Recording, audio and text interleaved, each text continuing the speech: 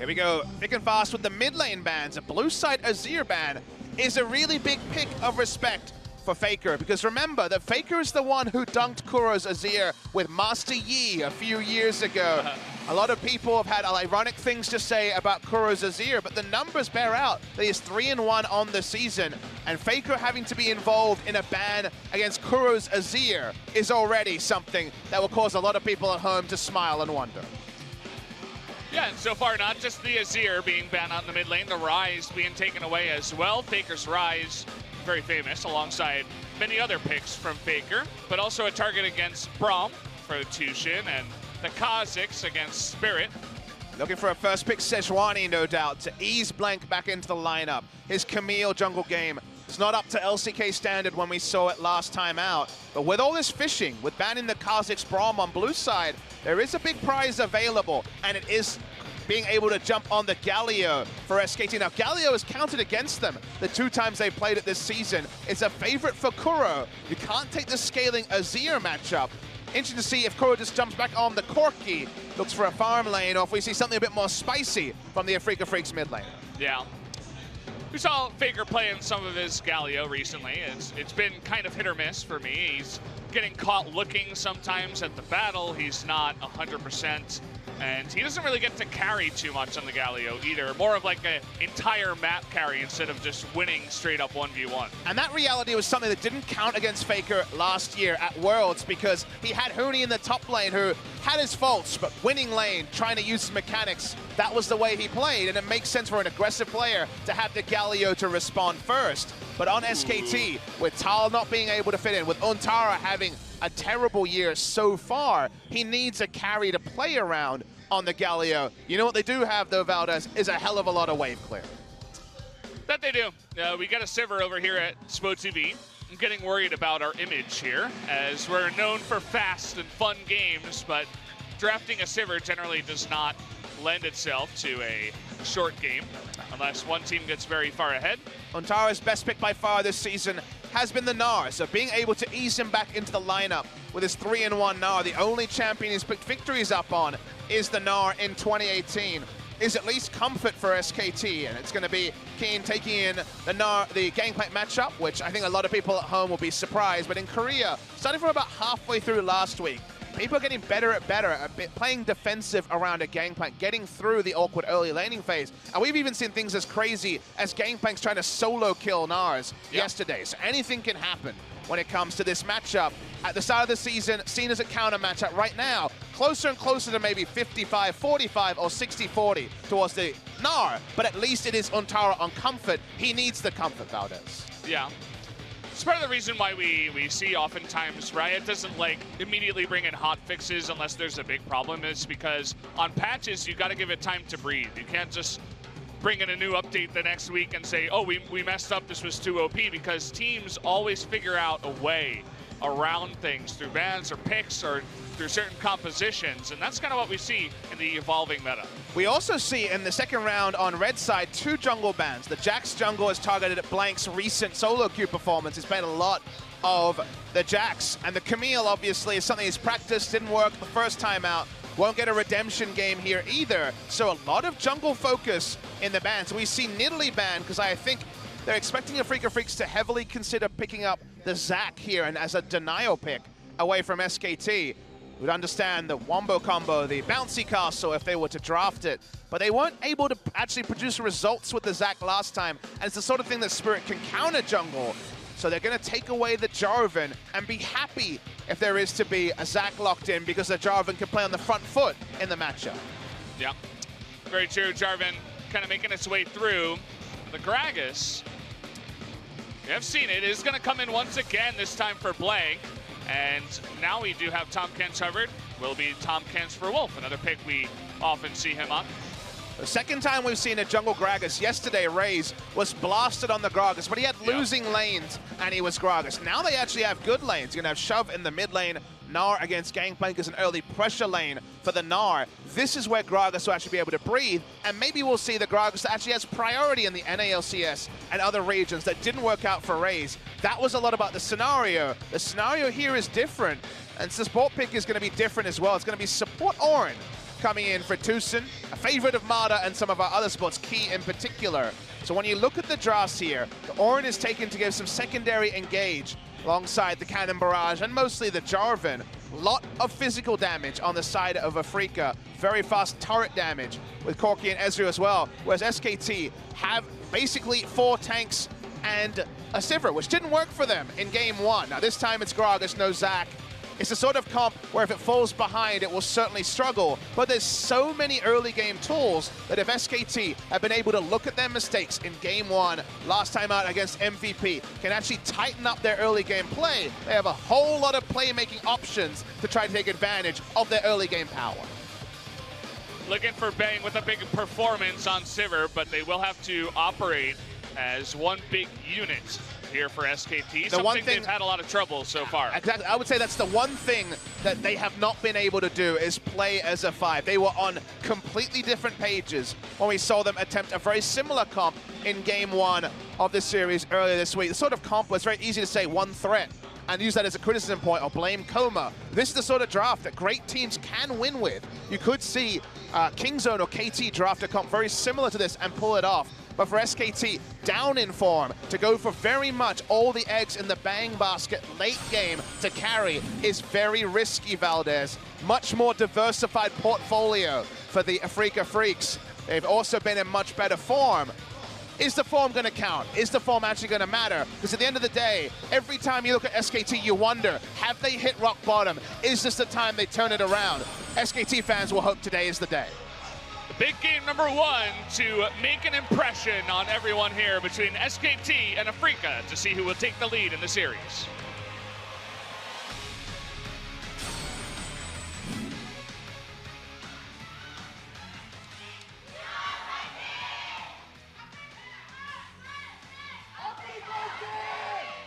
Well, no secret, both of these teams have huge amounts of fans. We are entirely filled up here. Every seat is taken, obviously sold out in the Nexon Arena. And pour one out for patch 8.1. We're finally going to have the end of this opening 2018 season patch. This is our last match on 8.1 before we roll into week 4 and patch 8.2. Hopefully bringing us bounties of new items galore and less relic shields. Don't see relic shield on Keen as a start. We saw it in our first series from Smeb. This is still when there is the Quest Shield available because we are on patch 8.1, so you could understand it on the Gangplank for parlays, but won't be starting with it at least, as Koro's starting with the push, as much as he can do. Wow, look at his call, too. Saying, okay, well, this is a farm lane. I know you're not going to kill me. I'm Corki versus Galio. Might as well just take the call, try to get even farther ahead.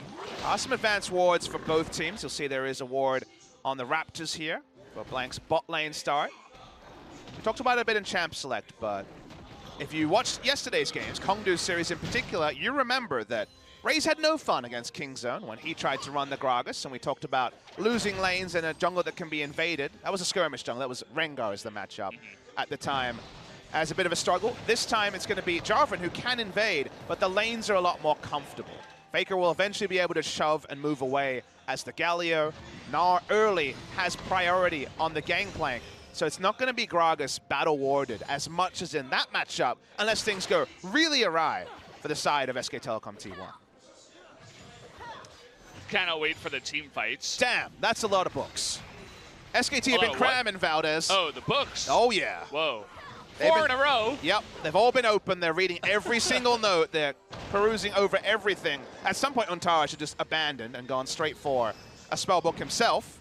But we're going to see some sick teleports coming off at some point. Good luck with the play-by-play. I'll be sitting over here laughing. I'll handle it. I got this. 6 and I'm 6. Confident. In 2017 between these two teams. 52% was the stat that SKT versus Afreeca Freecs towards Afreeca. So the only org that actually has a head-to-head lead over SK Telecom T1. So the summer wildcard match, too, that SKT was able to win 2-0.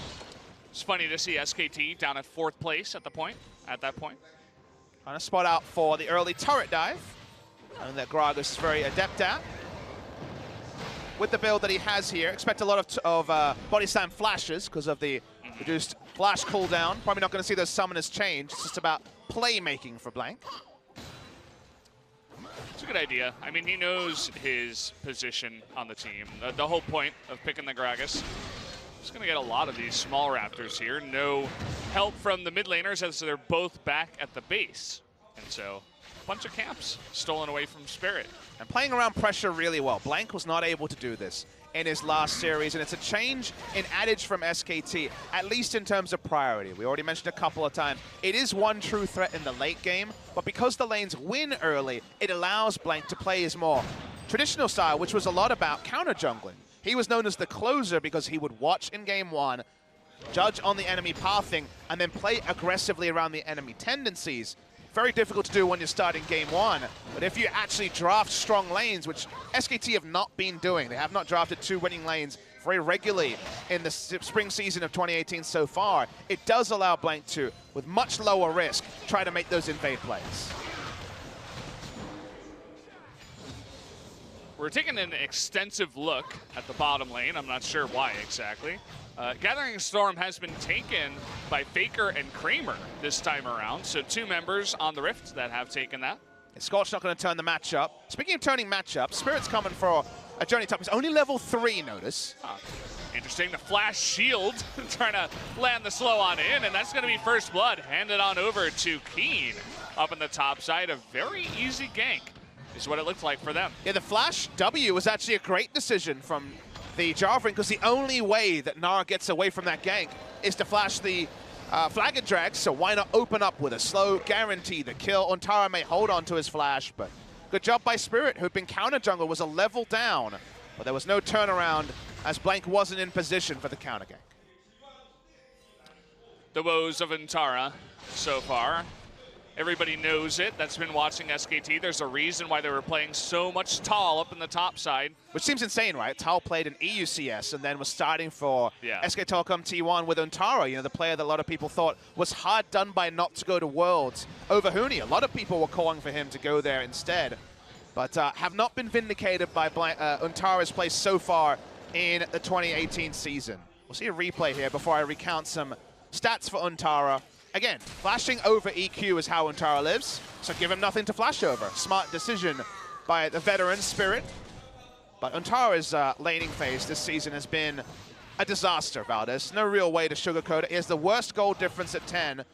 His CSD at 10, lowest of all top laners. CS per minute, lowest of all top laners. His CSD at 15, lowest of all top laners. And even though he's played, well, I'm still going. Even though he's played 4 games of Gnar, a GP game, and a Maokai, he has lowest DPM. So even though he's been in Gnar matchups where he's just auto-attacking people to get DPM, he still has the lowest DPM. So to say he's been poor, to say there was a good reason to play Tal, is an understatement. Yeah. Well, you kind of laid it down there on the line for sure.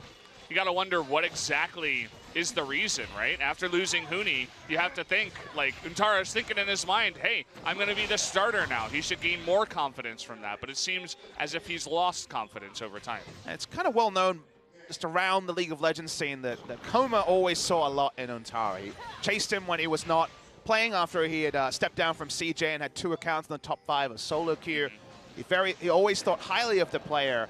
And I think there was obviously that big debate over who should go to Worlds. They went with Huni for laning phase. Untara was a reliable laner. He played a lot in summer. He certainly wasn't a liability for this team. So there is always the chance that another series away, a bit more of an adjustment of mentality, he could return to being capable. Will he ever be Khan? No. Will he ever be Smev? No. But can he at least go even against some of the best top laners? History would say yes. But finding that confidence was something that took a long time for Blank. It took a long time, might take a long time for Untara, and it's something they need because SKT with a lineup like this is saying, we need the experience. We cannot have rookies because the shot calling has also been a significant problem for SKT. It's not just the laning phase. I would have to agree. Another focus from some of the haters of SKT. I wouldn't really call them haters, but people who are kind of disappointed by the results of SKT so far are pointing fingers at Bang as well, saying he's not playing as well, not getting his picks, not really being as crisp as he used to be. But you look at a composition like this, they're playing everything around Bang on the Sivir. They draft 4 other tanks and say, okay, you do the job. Seems like SKT as a whole still has a lot of confidence in their AD carry. And I think when it comes to SKT, if you're asking me what my read is, I think they're in a bit of an identity crisis. They've got a very different lineup to the past. They don't have Duke. They don't have Huni. They don't have someone who can be, Marin most famously, a pressure valve in top. They have a role play, which is fine. It's not necessarily a problem. It's something you can play around. So more carry on Faker, right? Well, the meta does demand champions like Galio.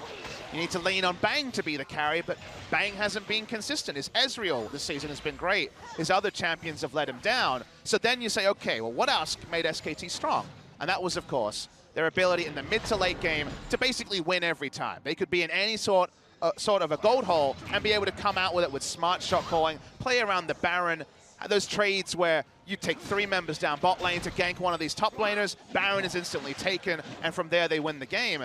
We're in kind of a weird spot where Baron is pretty underpowered when it comes to closing games. SKT versus Jin Air, of course, the great example of that. 6 Barons, and the game couldn't end. With the game state where it is now, a smart move, a Baron against the flow of play, doesn't win you the game, doesn't necessarily always even inflict mortal damage on the enemy. So with all those things coming together, it's almost a perfect storm of SKT struggling to find something new. I think they can't lean on any of the things that made them strong in the past. And so far, they haven't invented something to get the most out of the roster they do have right now. Yeah. Well, they still do have Koma. He hasn't been replaced, and Huni famously saying that he's the best coach he's ever worked with, one of the best in the world, if not the best. There's no dissent on that. That is definitely the consensus of anyone that's worked for him. Is mid lane. Okay, we have some action here. The flash coming on in, but stopwatch is the thing here. Can he flash Valkyrie is the question. Nice barrel there from Blank. Does clean up the kill. They're going to trade one back. Tushin coming in, though. He wants to get a little bit frisky here alone. 1v3. Getting a little bit too deep. Wolf trying to get that Devour on in. He's going to try to flash in here. Either way, it is going to be the kill. Even the cannon barrage coming on in from Keen cannot deter them from picking that one up. Yeah, really unnecessary death from Tushin. The moment that he committed too far, wanted to use the Unstoppable. Still in there on patch 8.1 to get away from the CC. Doesn't work. Significant cost for the Afreeca Freecs. Nice gank assist by Faker. Blank looking so much more confident this game after his early jungling wasn't impeded. Kuro able to keep Galio in mid lane, so Faker's actually falling low as we go into the replay. We're going to assume he doesn't die. It'll be awkward if he does. But seeing the replay here, this was just straight off his teleport into lane. Blank already waiting, everything invested. But very nice layering coming through, and Galio did die. Okay, so it is awkward. Okay. Yeah, it is awkward. Galio did die, but you notice that the Valkyrie was used, and I mean, every mid laner has been there where it's like, oh, I just want to clear the wave. It'll be really awkward to keep it in this spot. Let me clear it and try to get away. Why don't we recount what happened? Faker tried to clear the lane, teleported a bit riskily, and then was taken down. Kind of falls in with the redemption, the not watching the screen. Faker's been surprisingly amiss in some of these awareness situations, and him falling, we're going to see the replay here. Look at this. Guess where his eyes were, Valdez? He was in the shop. I mean, it was really close, right? That's unbelievably close at that point. Sure, the big but one. It's, you know, it's not the first time, Valdez. So. True. You don't have to take the risky recall like that. You don't have to. So he dies there awkwardly in the same manner, but it's after a good play, so it's not necessarily something that propels Afreeca into a massive lead. They were able to cash in the cull very, very early. It was the first purchase. Already Trinity Force onto Kuro. Helped with the damage calculations there. A lot of Aegis opted into by Faker. A lot of disagreement on how to build the Galio. Needs some AP, and you inch it in somewhere. But I like the fact that the vision game has been better. Blank is pushing up wards to the Raptors. He's pushing up wards here. Now he's trying to turn on to Tushin again. Yeah, Tushin getting caught here once again. 3v4 at this point in time. The call of the Forge God does come in, but he can't hit it back. Blank though getting low. He does have a stopwatch and a Galio to keep him available. Kuro doing some significant damage with the Trinity Force you mentioned. Trying to get out of here alive is Blank now, but in comes Spirit trying to flag and drag. May have gone too far. Kuro taking so much damage. The pose there from the Galio at the end with the stopwatch. Now it's all up to Kramer. 1v4 at this point. Spirit also chasing. There's the cannon barrage. Trying to use that taunt to get that damage reduction, and it looks like all the low members of SKT get out alive. SKT played that so well, using the control ward to get the maximum value out of the taunt that does damage now as well. Kuro too confident, face checking a brush they did not have vision on. Afreeca will try to get a turret out of this. They're going to get it very low at minimum. Should be able to get it here. It's only Bang TPing in. It is 8.1 after all. While it's a messy game, there's no blowout here. Afreeca Freecs 1,500 gold ahead. A lot of feel-good moments by SKT. A lot of old SKT mixed in with Afreeca making smart moves. Would have been just a terror to try to come up with betting markets for this game with SKT struggling and Afreeca being so good recently. Let's watch the replay. Tusen's again caught. Kind of with his hands in the cookie jar. Was looking for some vision. Then gets caught by multiple members. He's turned onto. Call of the Forge Guard never completes. Then Blank falls low, and during this, multiple members of SKT are blinking health bars on a different day. With their recent form, they would have thought this would be a triple kill out of nowhere. But Faker, look at how he plays this. There wasn't actually even a control ward in there. He was just able to juke around vision. The ward was placed afterwards. That time the stopwatch used. Love to see aggressive stopwatch use. Nobody dies, amazingly, after all of this. And picture in picture, we can see that SKT will take the first Drake of the game. It looks like a Mountain Drake was picked up by them. So, actually, that's, yeah, it is a Mountain Drake after the Cloud Drake they took initially.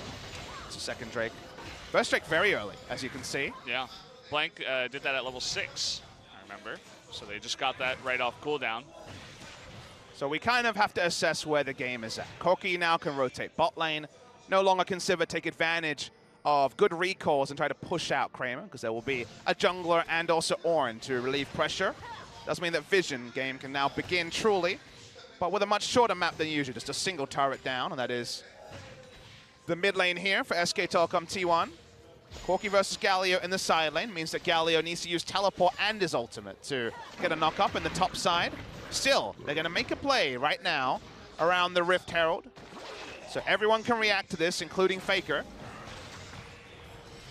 Tushen getting a good ward down here for some vision. Hasn't had the best early game. We're definitely going to see a commitment here as Corki's coming up too. Use the package just for gap close. TP behind though, and that Sivir ultimate blown. Trying to push them back. Now the TP is canceled, so they will fully engage. That's only going to knock up TK off the backside Rift here. Herald is still staying leashed. It will stay leashed for a long time. They could try to get it bursted down. It's going to leash back to SKT. Still not resetting. It's getting very close. There it is. So they forced the reset. Faker not coming in. Looks like he was bottom, was pushing. Did use his teleport. That's turning on him. They're trying to go in here. That's a tanky Galio. You do get the Cataclysm in trade for a flash, which is not bad. It had some wards around the area to know that no one from SKT was going to relieve pressure, and it ends up being a cooldown trade to the advantage of Afreeca. So while it looked optimistic, two members, Kramer and Kura, will eventually kill a Galio that only has a Rod of Ages and Ninja Top. He's only health tank, and also the resist coming through from the W. So smart move by Afreeca, even if it looked comical at the start. Yeah. Kuro's been the big investment banker this game. He is way ahead. He's got a CS lead on Faker, only of 3, but the cash in also means he's in a happy spot in the bot lane. I mean, Afreeca's all about the cash, right? They got GP and Ezreal, double Kleptomancy, and then they got the call on the Corki, so they're just rolling in it right now. It's part of the reason why, even with the gold lead, or rather the kill lead, SKT is pretty far behind on gold at this point in the game. A lot of jungle proximity coming through from Spirit, but the moments we've seen Blank, they've been very killer. That's the thing about Gragas, if he can get going. If he shows up with his ultimate for a skirmish, you can get a lot of value out of that. So even though Spirit has spent a lot of time being active, he's clearly been farming or he has been ganking, because he's actually up in CS, even though he spent an extra minute 20 ganking. Lets you know that Blank has been trying to provide coverage. Hasn't changed anything in top lane. Like I mentioned, this matchup has been trending towards Gangplank with no change in patches. And now you're going very even in CS, if you're keen, and have the kill gold as well. So farm-wise, things good for the side of Afreeca Freecs. Kill-wise, SKT keeping it competitive, but the farm lead's just growing. It's now 3,000 gold lead for Afreeca. It's slowly becoming a big deal. Another ward spots the Rift Herald. SKT desperately wants to pick this up and get a turret for their own. They're down a turret in this game so far. He's gonna catch Spirit over here. So much CC, as you can see, it's on all the side of SKT. It's all down now, though, so not having those ults makes it difficult for the tanks to be super relevant. No Gragas ult to interrupt any sort of a parade. So once again, the Rift Herald is delayed. Now you might wonder, why is Afreeca fighting so hard for Rift Herald? It's not just about the inherent strength of Rift Herald. Look at the comp SKT has. They don't have long range, 500 range Sivir, and Gnar as the only other ranged auto attacker. Cracking turrets with Rift Herald is one of the easiest ways for them to actually get on the board for a turret. So that's why Afreeca extra want to deny away the Rift Herald at the start. Team Blank starts it again. Not sure if they will actually commit to it, but got him in the brush. Poor Shelly being pulled around by multiple people is just going to go back home. Frustrated once again. Well, Afreeca Freecs so far, mission success in farming up with Keen, who hasn't gone Resolve Tree. It's not Grasp of the Undying. It's not against a Vladimir. It's the standard Kleptomancy that's still full power on patch 8.1. Kuro is, again, we've already mentioned, farmed up a Storm this game, and indirectly, massive gold leaders are trying to turn on Spirit. Might be able to get this in here. The flash from Blank, and well, they got all the CC in the world, as I said before. And down he will go. If they can engage onto someone, you're not going to see him move very much. But because of the timer, they will not be able to get the Rift Herald quick enough, is my first indication. They don't even try to get the objective. So a single pick is good for the side of SKT, but they would have wished it was a minute or two earlier to actually get the Rift Herald that was their primary objective in the early game. Next Drake spawning, 35 seconds. Already they're going to be able to pile on a lot in a row, having gotten the first so early. See if Afreeca Freecs will actually put up resistance on the bot side. All their vision has been really circled around denying vision at the Rift Herald. That needs to be moved now. Baron is not going to be taken by SKT in secret. They are far too slow, a Baron team, with only Sivir as damage towards the Baron. So we'll see if there's any sort of attention put from Afreeca at actually contesting what has been 3 Drakes so far for SK Telecom T1. Look at the items here for Afreeca. They have 3 Trinity Force champions, yep, and all 3 of them have it now. The Ezreal just pick it up after, you know, getting the Muramana finished up, and that's a pretty scary lineup if you're looking at the amount of damage that Afreeca has currently. There's good Baron buff teams, and there's Afreeca this game, where if they get the Baron buff, they have poke and just delete turrets. Hopefully Tucson has Demolish in his Resolve tree to just instantly delete turrets with the sheer damage, and 4-1 and also the 1-3-1 are possible with a lineup like this, triple teleport, as we're speaking. So Baron buff going to be the primary objective for both teams. SKT to crack the defenses of Afreeca, and Afreeca just because, damn, they're insane with it. Well, we have another Mountain Drake coming up here. Afreeca definitely taking a hard look at that one. We got a teleport coming in, though. Spirit wants to disengage, as it looks like it's Faker that's coming in. They want to get on top of Spirit, but you can see Tushin trying to help out. Nice knock up there. Not going to be able to get Spirit on the chase. Got a TP coming in from Corki, it looks like, from the base. Very difficult for them to actually go through the Mega Gnar. They need the Mini Gnar transformation. Okay, Ontara now exhausted, so Afreeca moves out. Now they want to go, the big one, hitting 3 members towards that Tri-Brush. And even the Galio poke doing a bit of a number to Afreeca, but you can see that SKT not too confident to push in here after taking that poke damage. And to add to that is True Shot Barrage. And you know, we talked about the damage to turrets. Guess what? Turrets to Drake also, the damage to Drake also insane with triple Trinity Force this early in the game. Probably going to be Corki working on his Infinity Edge next. Compared to SKT, who we said have a slow Baron, Afreeca Freecs have an insane Baron. So coverage there from SKT going to be important. We return to normalcy. A Drake interrupts SKT's free farming of the Drakes. No 5-stack this game for SK Telecom T1. And now Afreeca Freecs need to start to cement the map. Orin and Jarvan are the true members that can really face check SKT's lineup and put down vision. Anyone else, and then a pick will be on. Well, we got Keen pushing in now towards this bottom turret. You'll notice that only 1 turret has gone down in this game. It's the mid one of SKT's. So had a nice bit of vision around that area because they take that out, but Keen's still not having as much luck pushing down here. And Tara holding his own so far. And we really want to see SKT's vision missions because they need the Baron. But as I've said it so many times, but Baron vision and taking a Baron is how they crack multiple turrets. The Baron power play for SKT, if it comes this game, will be insanely large because there's standing gold everywhere. Standing gold basically means stuff that's pretty easy to be picked up if something in the game changes. A Baron buff, suddenly the defense And the ability for a team with melee champions to push turrets just changes in an instant. And suddenly 3-4 turrets will be deleted off the map, or they'll roll down one lane. So to actually get the Baron, to start it, they need deep vision, they need picks. But right now, very shallow vision from SKT means they're just allowing Afreeca to continue farming. Yeah, and so far after the Mountain Drake, it has been a farm fest. Next Drake is going to be Cloud, so there shouldn't be too much action around that one. You mentioned how this is basically the Baron game for both of these teams. But no team has made a big move towards it yet. They don't want to take the 50-50. They want to ride it out, try to get a pick. It's all about catching Afreeca in transition. If they get there safely, then they're going to pick up basically every objective and clear every wave. This is a sort of spot where SKT can try and do some playmaking. Ooh, Blank with the smite a little bit early there with Spirit. Oh, we got a great engage onto Kramer, who does flash. Re-engage him down. They're going to re-engage here. Blank getting low. Now at the same time, Faker's not as tanky as you would expect the Galio to be. He's going to be caught in the back there as he's trying to save Blank, but cannot do so. Now the rest of them on the run. Tushin thinking about another engage. He's not level 16, so no Crazy Ornn ultimate cooldown yet.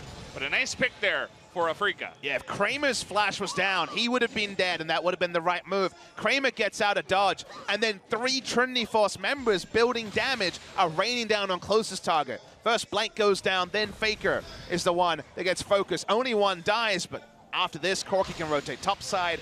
SKT are outnumbered, and the objectives pile up for Afreeca Freecs. Yeah.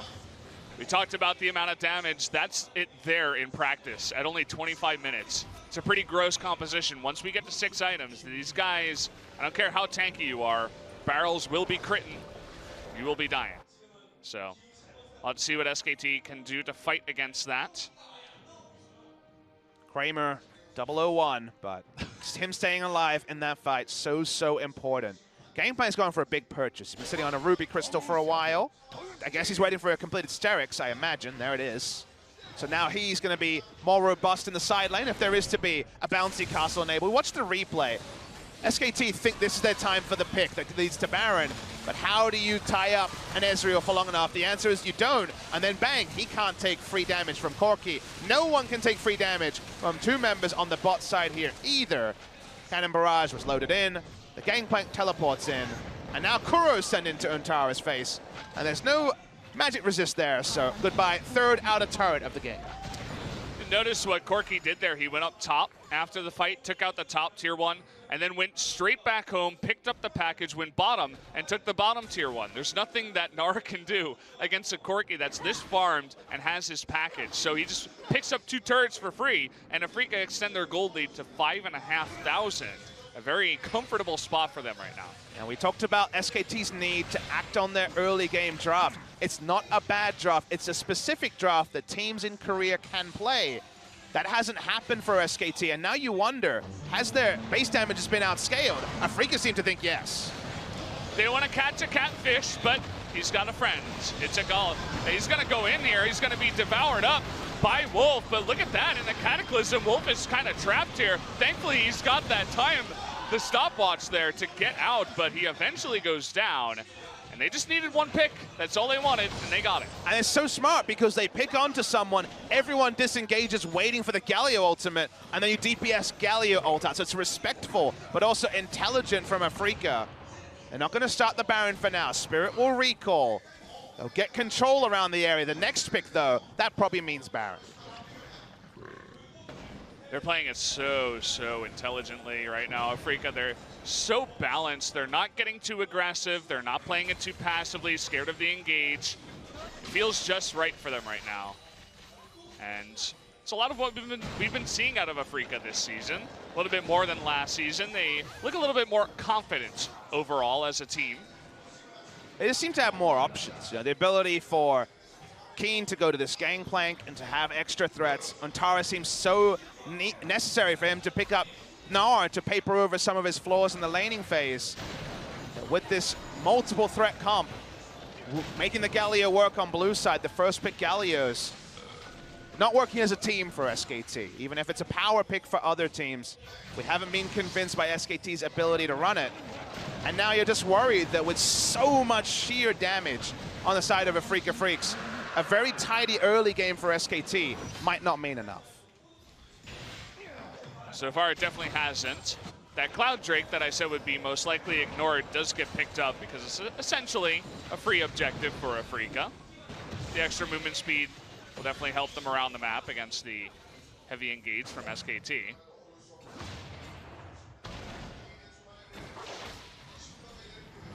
Watching Afreeca here, just getting their shops in. Infinity Edge finally done. Bakura on his way to his second Zeal item. Jesus, he's going to be some sort of threat with a second Zeal item. You don't often see 80% crit on the mid laner, but that's what's happening. Gangplank himself, Phantom Dancer, and Infinity Edge is what you'd imagine would piece together with his next two items. SKT need a pick. It kind of needs to be Spirit so they can try to brute force down the Baron. They can tank it for days, but the speed is not high on the side of SKT. Even then, it's really scary. Let's say you do get the Jarvan. You're still having barrels and missiles and mystic shots raining down on you from abroad, and you have Ornn always to threaten with a big knockup to secure a bunch of skill shots to hit your entire team as well. You got the flash engage, though. That's what they were looking for. They finally make it happen, but can they kill anyone? Finally, bang, does get one kill in the end. Here comes TK coming into the back line, has Faker with him. Chasing after Tushin, they get one kill onto the Corki. Do they turn onto the Baron? Where will they go from here? They need the Baron desperately, so I think they have to at least start it. They jump onto it, start clearing out vision. Gangplank's going to teleport to the mid lane. There's still a lot of damage. SK Telecom pull away. They may be tanky, but they're not feeling strong enough to start the Baron in the face of the sheer damage from Afreeca. Yep.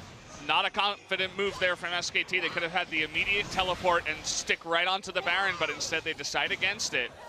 That means that they want to go for something else here. Perhaps these outer turrets that are still standing, but it was only one pick, and the Corki's going to be back in 5 seconds. And he has teleport as well. If it was a no teleport wearer, then perhaps you could go for it. They're getting into kind of awkward territory where they need to roll the dice because of team comp. We're going to see the replay. Big play made by Faker. He does it himself so often, does it here. Ricochet finally does take down Kuro, and the Ricochets are going to be deadly this game. Not much tankiness on the side of Afreeca, but they're all so damn mobile. There's only a single kill, and then a disengage from the Afreeca Freecs. And SKT need to do it all again, this time without a flash on Faker. Oh boy, not going to be easy. Faker's gone burst build, by the way. That he has. All AP. Deathcap Void Staff, you'd imagine, for his last two items. Notice he also has Exhaust. We were talking about all the damage that comes out from guys such as Gangplank, Corki, and Ezreal. Theory there is that it's such a burst comp from SKT, there's going to be two huge threats, not three, when they're trying to get the burst, and if they can get a pick and get out during the exhaust window, that's kind of what they're hoping and praying for, because when you think of an exhaust target, usually it's a Fiora or a very obvious time to exhaust. Irelia, another one there, whereas on Afreeca, it's kind of whichever threat is closest. Whatever you can click on. Faker's pretty good at clicking on stuff. Speaking on engaging, though, they want to get Keen, who does get out of there, in fact. And here comes Spirit, the three-man Cataclysm. They have a lot of room here now. Kramer over the wall, raining down on Faker in the front, but there's the Devour. Wolf with the ambulance coming in, trying to save his teammate. Will do so. Lots of low members, though, on SKT. Afreeca not going to go to the Baron just yet. SKT can reload very easily. Faker can just take teleport, come back to the fight, so Afreeca doesn't get greedy around this. They'll return to the minion wave. Now they're on to Baron. There's actually no SKT vision in the area, so Blank hasn't recalled. They're starting to walk up. How much time do they have against this? Holy crap! It's gone! It's gone, guys. You never even saw it, says Afreeca. And, well, Keen is going to have to pay for it with his life, but they're going to be okay to give him up. You saw how fast that Baron went down. That's one Mountain Drake and all that damage stacked up. Or you blinked and didn't see it. It's almost like Baron was a rumor. It never even existed with how fast it was deleted by Afreeca's sheer damage comp. Ornn also has Zeke's Convergence, so that seems to be a bit of a flavor of the month item among Korean support players. We saw it in our first series after not being built by anyone since it was first constructed. When you have so many threats, it makes some degree of sense. Kramer has his Mega Trinity Force for just kind of stats all over the place. I guess he had 1,000 gold and Wasn't really feeling anything else. Yeah. See that happen from time to time. The Mega 24 is a really weird stat stick because it's so much just stuff that Yeah. it's not going to be a sheer amount of AD like an Infinity Edge or something like that. Goes back, finishes his last Whisper, necessary to deal with the insanely tanky front line of SK Telecom T1. But man, they're trying to pull a replay of the Baron, but just died too fast. Sorry, guys. Spot TV missed that one. Yep. Sorry about that. I mean, we only got it on screen for about 2-3 seconds, so it's almost as if it didn't happen. This game is so tense. You can tell, like, if SKT is going to engage, it's got to be real quick, like Faker getting a double taunt, and the follow-up engage has to be really on point, like no delay at all. Blank has to be there right away. If Bang is not accounted for, though, he has inched together 4 items, probably going to be another damage item because armor is going to be pretty low on members that aren't Ornn and Spirit, and you're looking for ricochet damage onto the carries. You have to consider that, you know, 6-item Sivir, without any attention towards her, will just burst through the Corki, Ezreal, and Gangplank from Afreeca. So there's still a team fight where Bang free hits for long enough, 2 rounds of ricochets, and they do finish off the burst that Faker will be able to enact. But that requires Afreeca's flashes to be down, for them to be a bit absent-minded, and for them not to kill the first person. And no one is tanky. Blank may have a Warmogs, but no one is tanky to how much sheer damage is on Afreeca Freecs' side. True. Yeah, that's the thing. Afreeca's going to have to stick around long enough for Bang to get in position to do that damage. And that's why it really does come down to the engage once again. They have to find someone in the front, or maybe Spirit dives a little bit too far forward. He's been very loose on his engages. You know, he's going to go and he trusts his teammates to be right there behind him. I'm not saying what he's doing is bad. It's just he's getting quite aggressive on the Jarvan because he knows that he can trust his team to be right there. You wonder if this insistence on the low threat comp from SKT is necessary or a coma adage, because we've seen so much of it, or not used for zoning. We don't see that often enough, actually, in Korea. Especially on 8.1 when the cooldown is almost 0. It's pretty ridiculous. I mean, it's already 1/4 gone, the cooldown. But SKT really do insist on these low threat comps that can be worked, that has worked before. But, you know, Untara on a more true carry.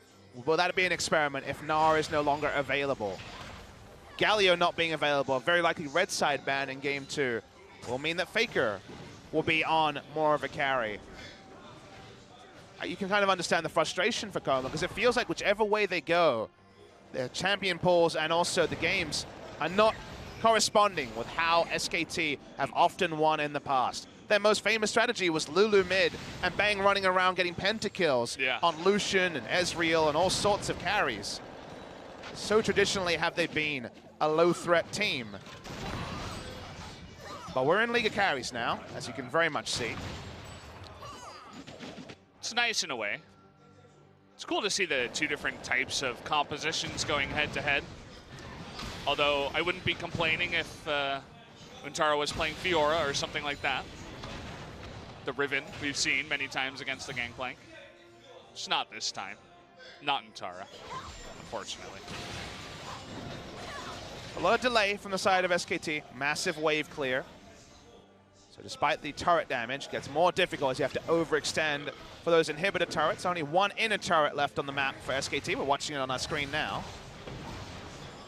Probably just wait for the minion wave. Might see another Ornn ultimate. Faker doing a nice job cleaning that up. He's got Bang right next to him, too. Tushin's going deep to try to clear out this vision. Obviously, that's the last person they would like to engage on, SKT, so it makes sense for him to be up in the front, clearing the vision. And Keen is fully dead. Came back, sold his stopwatch. Didn't get to use it. No pirate pose this game. But he does have an Infinity Edge, so I'm sure he's feeling pretty good about that. Yeah. Untara has gone for, you would say necessary, I would say unnecessary tank build here. I think busting as the Gnar is the right way to go, building damage yourself, a Phantom Dancer and other damage, and actually being a threat, because now Gangplank will run over Gnar, and Gnar is just another tank, and they already have plenty of those in a team fight, so was kind of looking for Gnar to at least build threat. We've seen Hurricane Gnar, Phantom Dancer Gnar, Rapid Fire Cannon Gnar. Here we just get Tank Gnar. Turret's going to go down. That's 2 ultimates used to try to get the turret. You can see the counter-engage attempt by Blank, but they get away with another turret, and Afreeca backs off with more gold in their pockets. 12,000 gold ahead right now for Afreeca over SKT. Yeah, they're decked out. They are really supremely powerful. Orin items only going to help the gold lead. In 15 minutes, when this comp is strongest from SKT, they weren't able to actually get the picks. We didn't see proactive use of the Faker's ultimate because he kind of had to use it defensive most of the time. Or Afreeca were very respectful and disengaged. And now there's just limited ways for Afreeca, for SKT I should say, to play these fights. 6 items onto Bang means they do have a chance that he can decide a fight. But if he's assassinated, there's just no damage left on his team. They will just lose from there. So it needs to be perfect execution from a team that has struggled to have perfect execution, even decent execution in spring 2018. Afreeca putting down the control wards, getting the control around Baron. Baron spawns now. And SKT with a wombo comp don't have vision to make the wombo happen. Saw Keen more than 5,000 gold ahead of Untara in the top lane. About 70,000, or rather 70 CS, and obviously the Klepto is helping him out, but we'll see if Bang can pull out his inner Teddy and actually just fountain laser his way. Hasn't sold his boots just yet, but I'm sure we're getting close. Or an ultimate, they want to go in on this one. That's 3 members lined up in a row like bowling. Oh, baby! See you later. Down goes Gragas, fake that 2, and Faker's gonna go down here too. Cool pose, man, but it's not gonna matter. Make that 3 on the back. A perfect engage from Afreeca, catches SKT off guard, and now that's gonna be Baron. And the problem with lots of tanks is that you can reach items like this and then there's no tanks, Valdez. Unfortunately, they die to sheer damage. You don't need all of them on the Baron. You got plenty of damage with just 2. They're gonna roll in, they're gonna try and bring up the minion wave in mid. They're gonna have to get the top lane minion wave. Minion wave's not in great position, but you talked about those loose ultimates. You can be pretty fast and loose when you have this much damage. It's Watch Blank, so watch Blank's health bar. It's gone. 3 seconds. Nope, 2 seconds. Yeah. He is dead. Faker has gone largely AP. If his W is not being used, he dies real fast. Like you say, the pose, 8 out of 10. Very nice pose, but fortunately poses don't win you games. Baron crests the first inhibitor. They'll go back. They continue to spend. They also have a greater cap on their damage because they can have the Orin items to evolve their power. And SKT back to the drawing board again. Yeah, the more I look at this Afreeca comp, it's pretty disgusting. I mean, it's all-out damage plus 2 perfect engagers Kuro just for baited 8.1. the Gnar ultimate, by the way. Yeah, that he did. Well, we're gonna have who's ganking who here? Wolf and Blank going on a bit of a vacation over here. Trying to come on in. We got Gragas going in. A big, nice knock-up. Isn't going to matter, though. He gets a taunt in the back line, but you can see Kuro getting low, and now it's going to be Faker's turn to get low. Wolf just a little bit too out of position. Keen in the back line gets on top of Bang. That's going to do it. Make that an almost ace. And there you go. Only the Gnar gets away with full health as the rest of SKT melts. Losing streak's going to continue here for game 1 at least. Afreeca Freecs updated. They've got their new roster. They've got the comps that work in this particular draft. SKT had some moments in the early game. It was much improved. It was cleaner, but cleaner might have beaten MVP. Cleaner is not good enough to beat Afreeca Freecs, who want to continue their 5-game winning streak. They continue it right now. Nicely done. Took 42 minutes, a little bit longer than we've expected here at SPO, but they took it, as I said before, not too aggressive, not too passive, just right. They hit their 6-item spike, if you will, and then SKT lined it up for them, and Afreeca hit it out of the park. Drafting scaling against a lot of teams in Korea can really rip you down. Kingzone, Dragon X, you don't draft scaling against them. Afreeca Freecs were able to draft scaling and win comfortably against SKT. It felt like Blank was on the same wavelength as his solo laners. It was a better performance, but they couldn't push the envelope early. That's when Afreeca Freecs was respecting the hero's entrance, no value out of that big ultimate. And then we crested the point where 4 to 5 damage items were on 3 members, and SKT, they just couldn't hold up. You know, they could not bang, not able to get to the point where he could be Fountain Laser, try to sit behind turrets. All the SKT members leaving the booth very early on. You don't see that too often. Usually the coach comes in, has a nice little chat, but everybody is just leaving the booth right away. You see them walking there, not wanting to stay in there. They want to get as much talking time in the back room as possible. I think it's smart, you know, when they're in this sort of a free fall, this would be 5 in a row if they lose the match. The first time in the LCK era they've ever lost 5 best-of-3s in a row.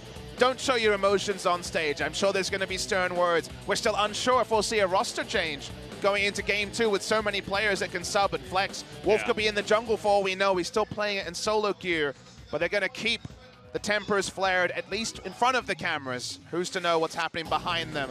We know how this game went, 42 minutes, but SKT had good control. The early game was better. This was better from SKT. They had a lot to develop, but unfortunately for them, they still have to clean everything up.